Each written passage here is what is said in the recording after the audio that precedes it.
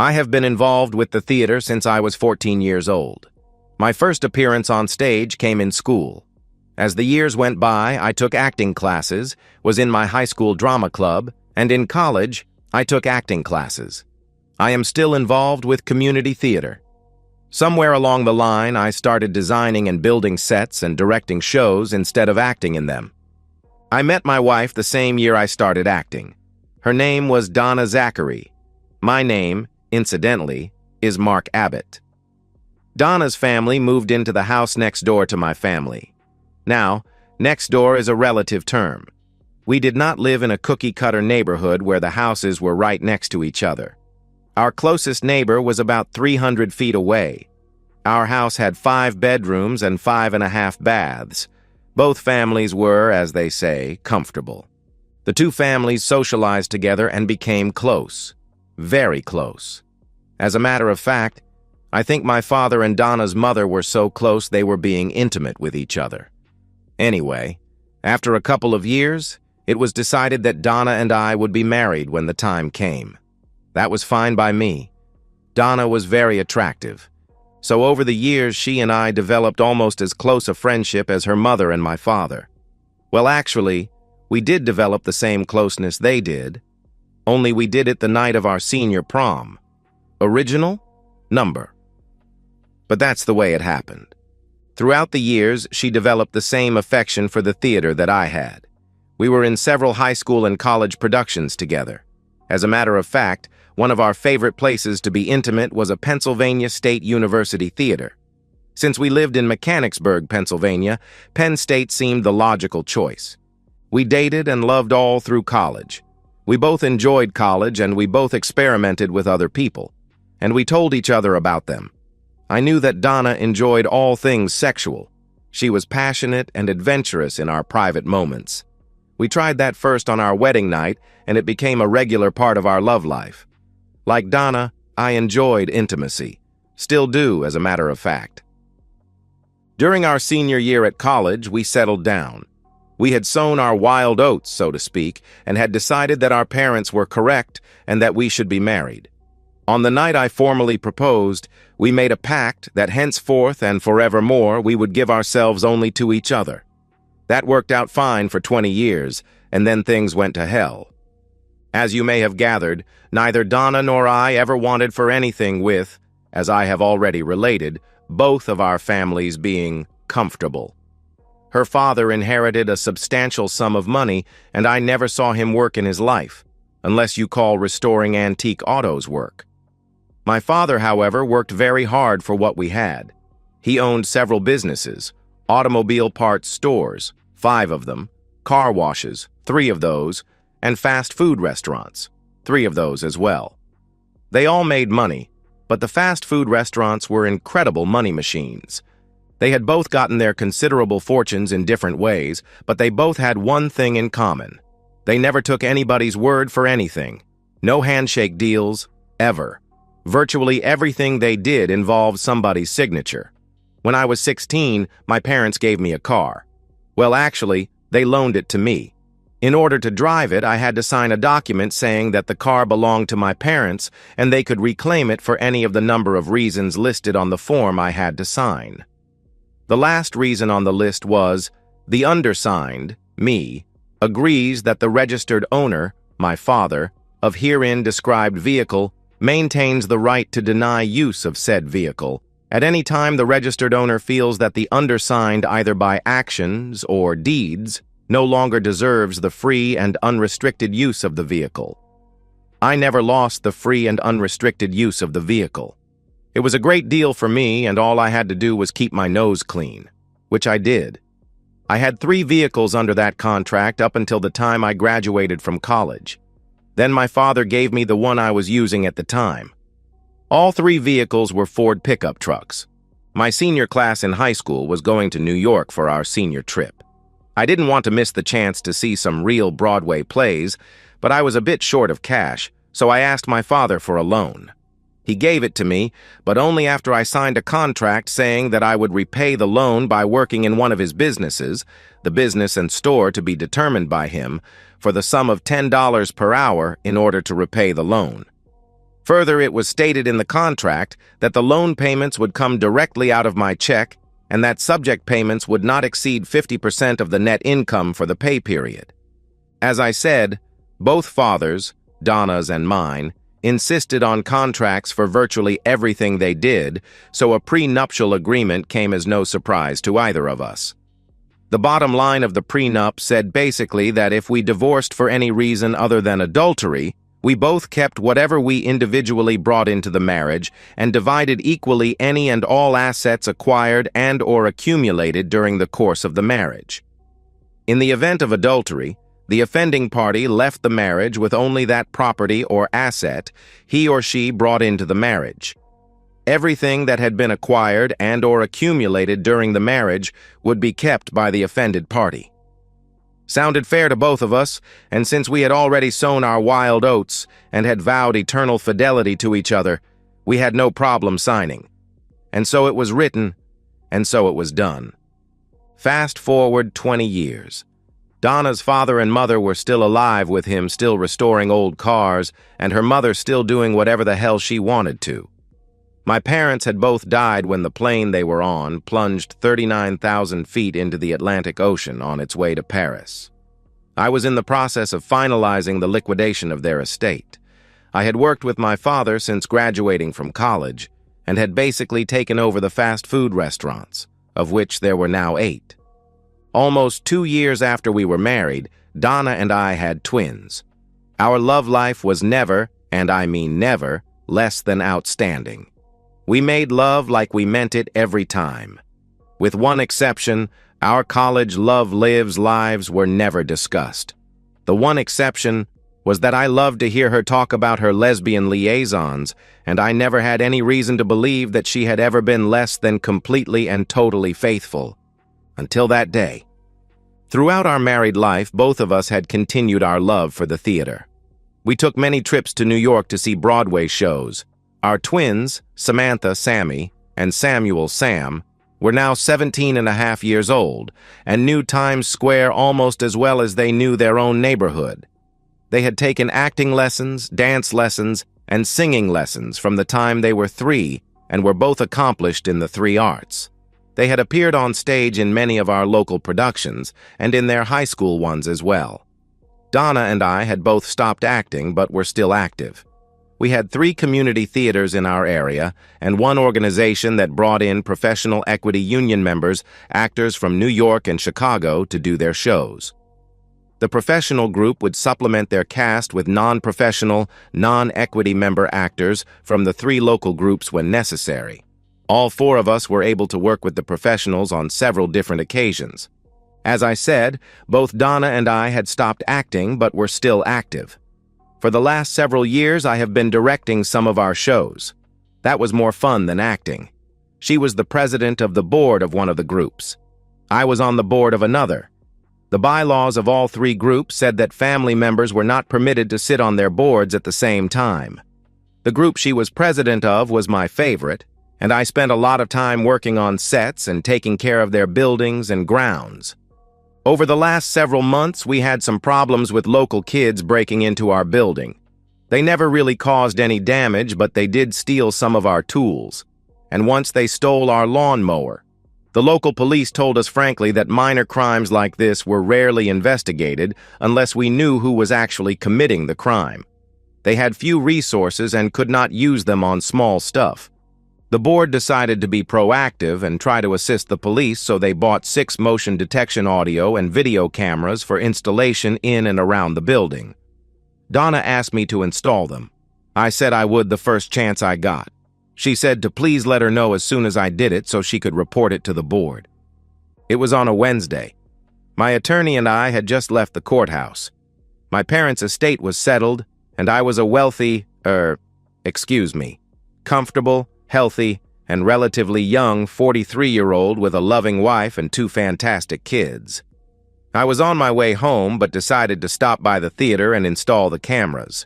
I put 2 of them outside the theater itself, one aimed at the front door and the other at the stage door. I also installed one inside looking at the box office. Our workshop was a separate building with only one entrance. I put one aimed at the door. Another was inside, aimed at the workshop where our tools were.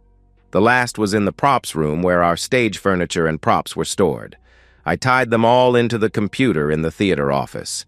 And just in case that computer was stolen, I added a link to my laptop since I had taken it with me to the attorney's office. Any movement in or around the theater or workshop would set off an alert on both the theater computer and my laptop. Then I went home. I was going to tell Donna about it that evening, but the news about the final adjudication of my parents' estate took priority, and the entire evening was spent talking about a big new house, plus one in Vail so we could go skiing, something we had never done.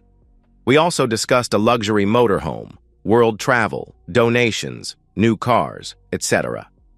By bedtime, we were all exhausted, and the theater cameras were forgotten. And so it went until Friday, just 2 days later. It was shortly after 7 in the evening, and my laptop beeped.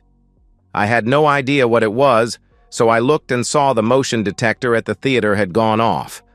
I opened the link and found that the camera outside the workshop had been activated. It showed 2 young men breaking into the building.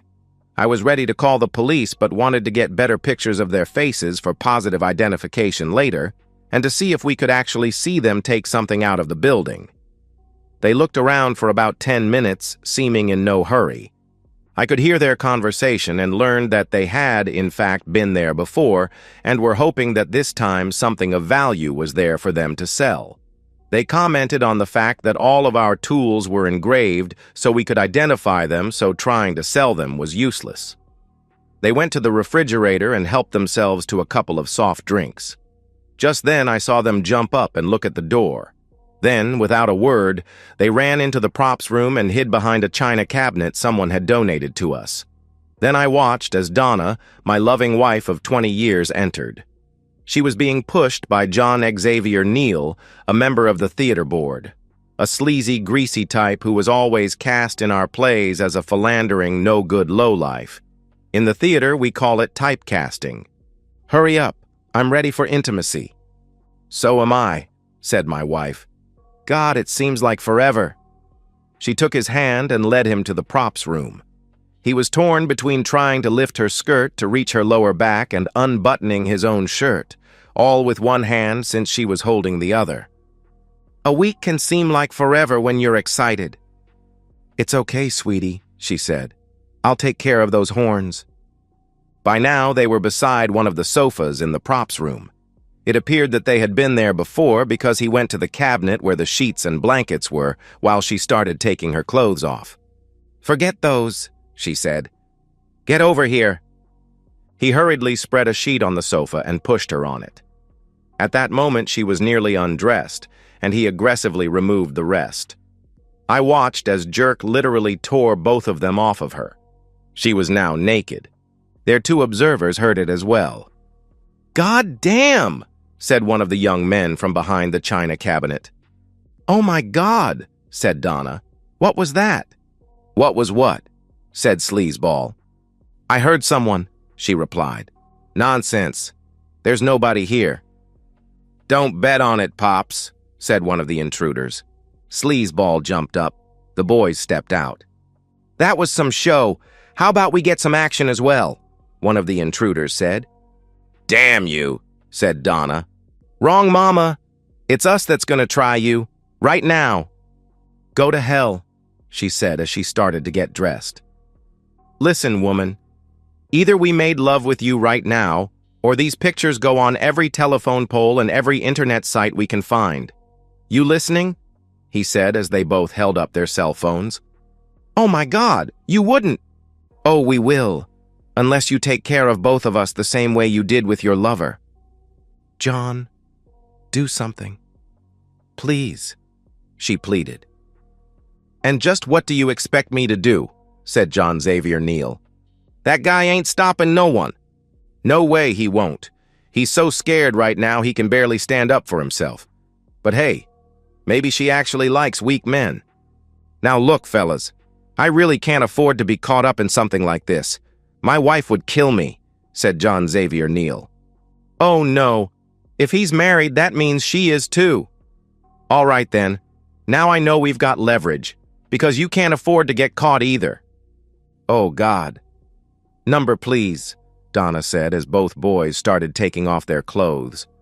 But pleading didn't help. She was trapped between two strangers, completely at their mercy.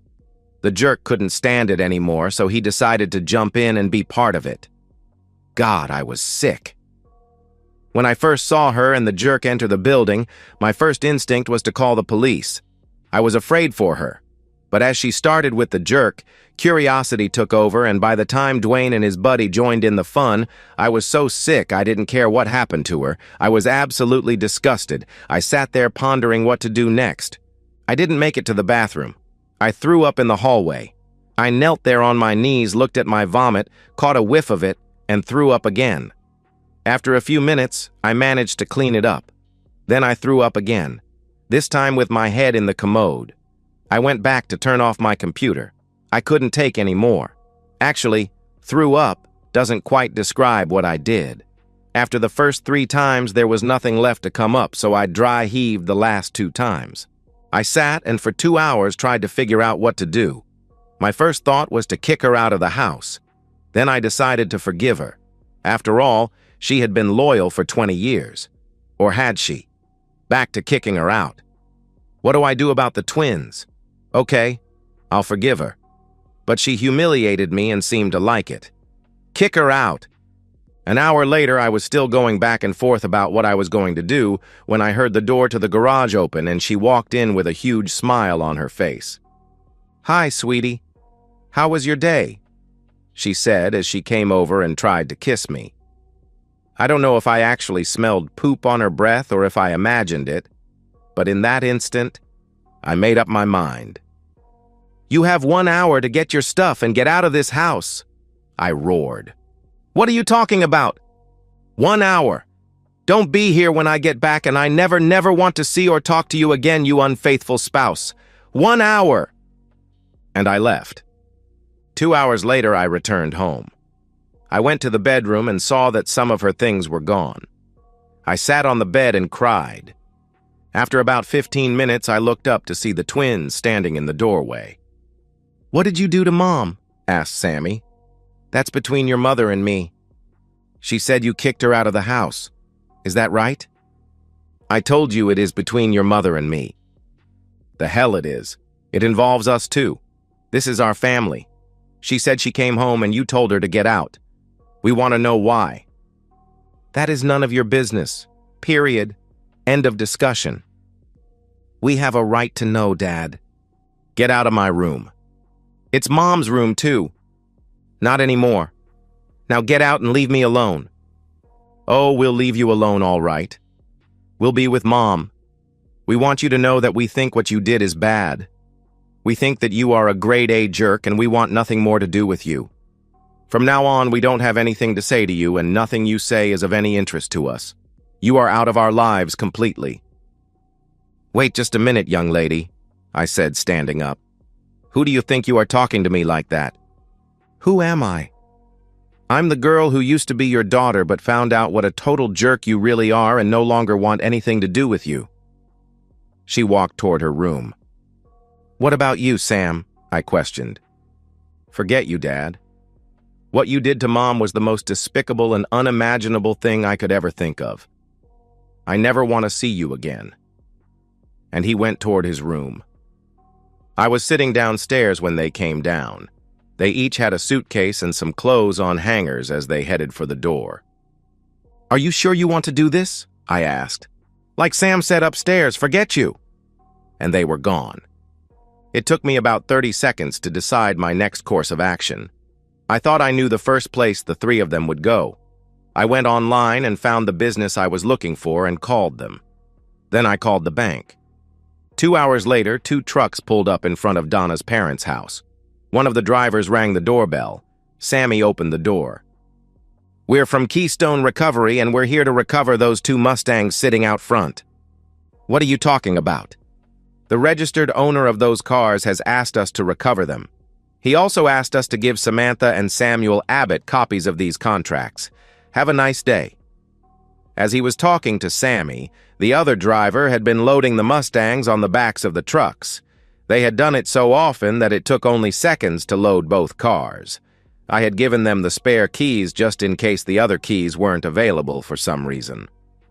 The first driver returned to his truck and they drove off. By this time, Sam, Donna, and her mother were standing looking at the contracts the twins had signed on their 16th birthday when I gave them the cars. "Thank you, Dad." Just a few short minutes later, my phone rang. It was Donna. "I told you I never wanted to talk to you again." I pressed end call. The phone rang again. It was Sammy. As you may have guessed by now, she did the majority of the talking when it came to the twins. "Hello. Is it possible that a bigger jerk than you exists? I was seeing a side of my children I never dreamed existed." "Hey, young lady, don't blame me. I'm just helping you do what you want done." "What are you talking about?" she asked. 2 hours ago, you said that you and your brother wanted nothing more to do with me. So I'm helping you accomplish that goal. By taking my cars back, I'm making your break from me much easier. I thought it might be less for you guys to have to do. You should be thanking me instead of calling me a jerk. Oh, and by the way, I canceled your credit cards." "Damn, you jerk!" And the phone went dead. Yes, sir. A side of my children I never dreamed existed. A really ugly side. But then they are probably thinking the same about me. It goes without saying that I filed for divorce. Donna tried several more times to talk to me, but I hung up each time. Neither she nor the twins came by the house for more of their stuff. I went to the theater one more time to erase Donna's little love fest video. I didn't erase the copy on my laptop. After that, I never went back to that theater. 3 weeks later, we had a meeting. Donna, our attorney, and me. I was surprised to see the twins there as well. I didn't want them there, and since they were under 18, I could have prevented it. But after thinking about it, I figured it was about time. The meeting began with her attorney saying that Donna didn't want the divorce and that the reason given for the divorce, adultery, was untrue. The look on the twins' faces told me that Donna had not told them the reason for the divorce.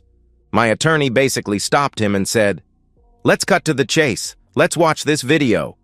And he started the video the cameras at the theater had recorded. "No, God, no, stop it, screamed Donna. She looked at me. "How did you get that?" I said nothing. I had told her I never wanted to talk to her, and I didn't. The twins looked at each other and walked out of the room. I said to her attorney, "If your client signs these documents in the next 10 minutes, she can come to my house and get the rest of her stuff, including the jewelry she left in the safe. The house will be open between 5 and 7 this evening. But according to the prenup, she gets nothing else. Period. And don't give me that thing about the video not being admissible in court.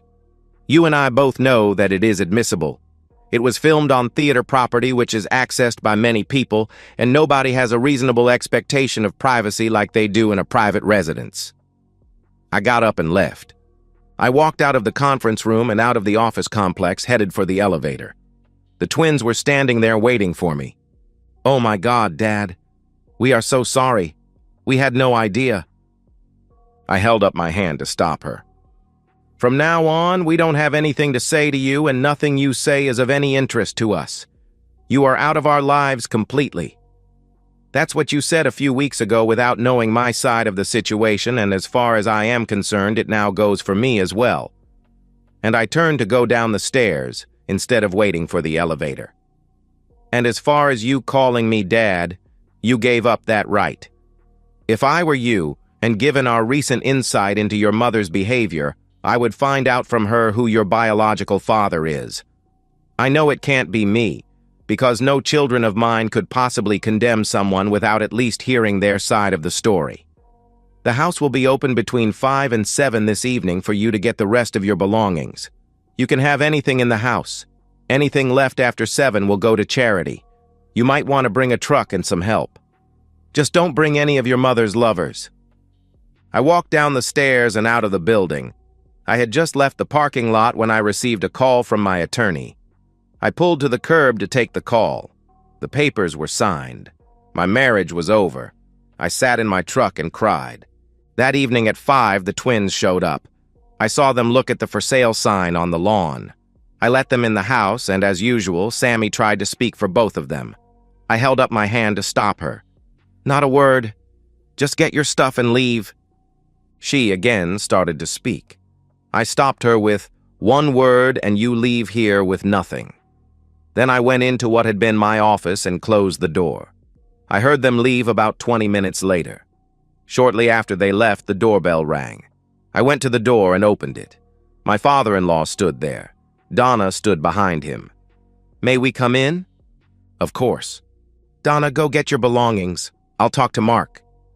She went upstairs. "How are you doing?" he asked. "Not too good." "And you?" I asked. "Not too good either. The twins told us what happened at the attorney's office.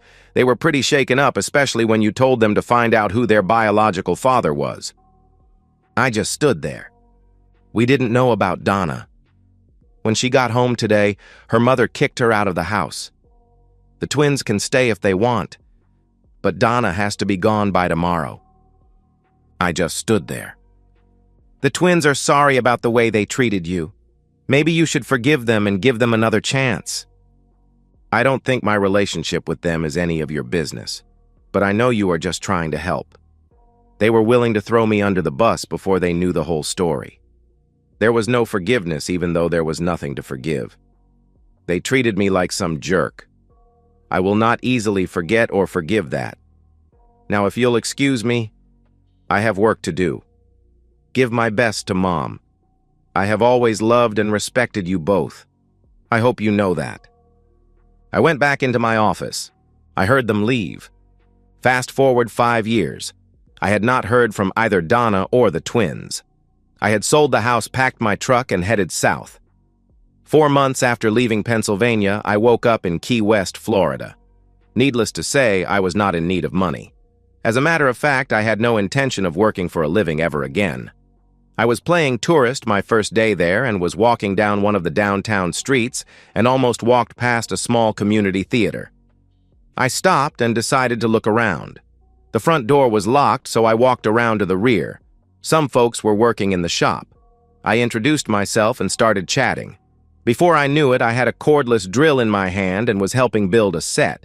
Just like most people involved in community theater, they were all volunteers and had other jobs, so around noon they all started to leave. "Can you come back tomorrow?" asked the guy who appeared to be in charge. "Sure. What time?" 8. "We'll have coffee ready." The next morning, I showed up at 8 with a dozen donuts. I have been here since. In these 5 years, I bought a house within walking distance of the theater. I am a member of the board of directors and have been in a few plays and have directed 3. As a matter of fact, I was working on the set of the next play I was directing when I heard it. "Dad?" I froze. "Daddy? Is that you?" I didn't have to look. I knew who it was. I put my drill down and turned to face her. "How did you find me?" More importantly, why? "We were walking down the street and I saw a poster advertising your play and I saw your name." "What do you want, Samantha?" "Can we talk for a while?" Long pause. "Please?" I stood there. "Go ahead. Talk. Sam and I treated you terribly.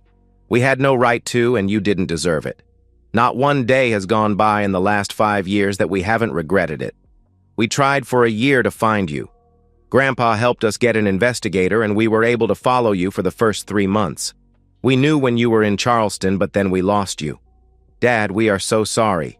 We love you and miss you and want very much to be back in your life." Charleston was where I decided to stop using credit cards and use only cash. I haven't used a credit card since. "By the way," she said with a smile, "you are our father. We did a DNA test." "How did you do that without my DNA?" I asked. "We had it. Do you remember the box that had all of your baby teeth? As Sam and I recall the story, your mother saved all of your teeth whenever they either fell out or were pulled, and she put them in a small box. You had your teeth in one side, and Sam and I put ours in the other side. We had them tested, and whether you like it or not, you're our father. But more importantly, You're our daddy." I had to smile. Just then we heard a boat whistle. Key West is a big port of call for cruise ships. "Oh, hell, I have to go." "Are you on that ship?"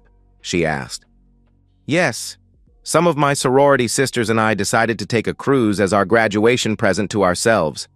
I graduated from Penn State last month." "Good for you." She asked me to walk part way with her. I locked the theater door and we walked toward the harbor. You may not want to hear this, but Sam and I rarely talk to Mom. We see her at Grandma and Grandpa's every once in a while. They don't like for her to come around, but they won't let her and her child go hungry or homeless. "Child?" I asked. One of the men she had intimacy with that day made her pregnant. I shrugged. I couldn't care less. I had a fleeting thought about her being too old, but I guess she wasn't.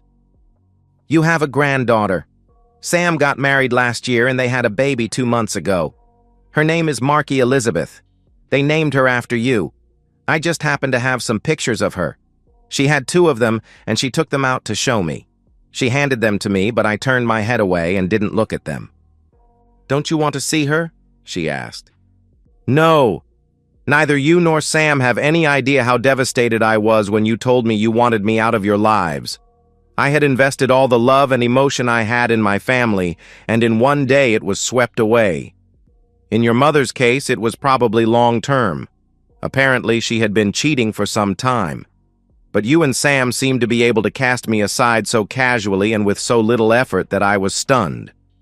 Now you are here saying that you are sorry and want me back in your lives. I don't know that I have the emotional strength to do that. What if I do something to make you mad again? Would you do the same thing? I don't know that I'm willing or able to go through it. It's the same thing with his daughter.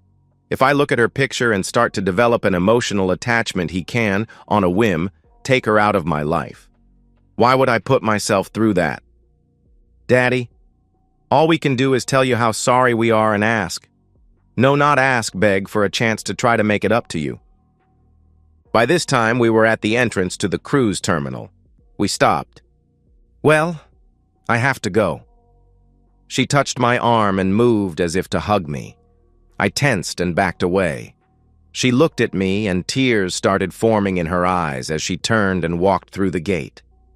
I watched her leave. She turned back to me. "We love you, Daddy." And she was gone. Damn. I must have said it 1,000 times on my way back to the theater. I came close to being a pedestrian fatality at least 3 times because I wasn't paying any attention to what I was doing. She was wrong about one thing. It hasn't been 5 years. It's been 5 years, 4 months, and 18 days. Now what do? They know where I am. Do I leave and go someplace else? Hell no. This is my home. Tomorrow I will call and reactivate my credit cards. As soon as Sammy was back on board her ship, she took out her phone and called Sam. "Hi, sis. Seasick yet?" "No. Clever guy, and you'll never guess who I have spent the last half hour with." "Do I really care?" he asked. "In this case, I think so." It was Dad. A long silence. "Are you there?" "I'm here. Is he okay?" "He seems to be. He's still very bitter." "Did you tell him how sorry we are?" "Yes, a couple of times. I told him about Marky and tried to show him her picture, but he wouldn't look at it." And she went on to explain to Sam their father's rationale. "Christ?" "Yeah. I also told him about Mom." "Oh my gosh, how did he take that?" "I got the impression that he couldn't care less. I don't blame him for that." "Okay, I have to go. We're getting ready to sail. See you in a few days." "Okay, love you." "Love you too." 5 weeks after arriving home, Sammy received a telephone call. "Hello? This is Detective Brian with the Key West, Florida Police Department. I'm trying to locate Samantha Abbott." "I'm Samantha Abbott." "Miss Abbott, do you know a Mark Abbott here in Key West?" "That's my father's name and he lives there. Why?" "Miss Abbott, Your father has had a stroke and is in the hospital here.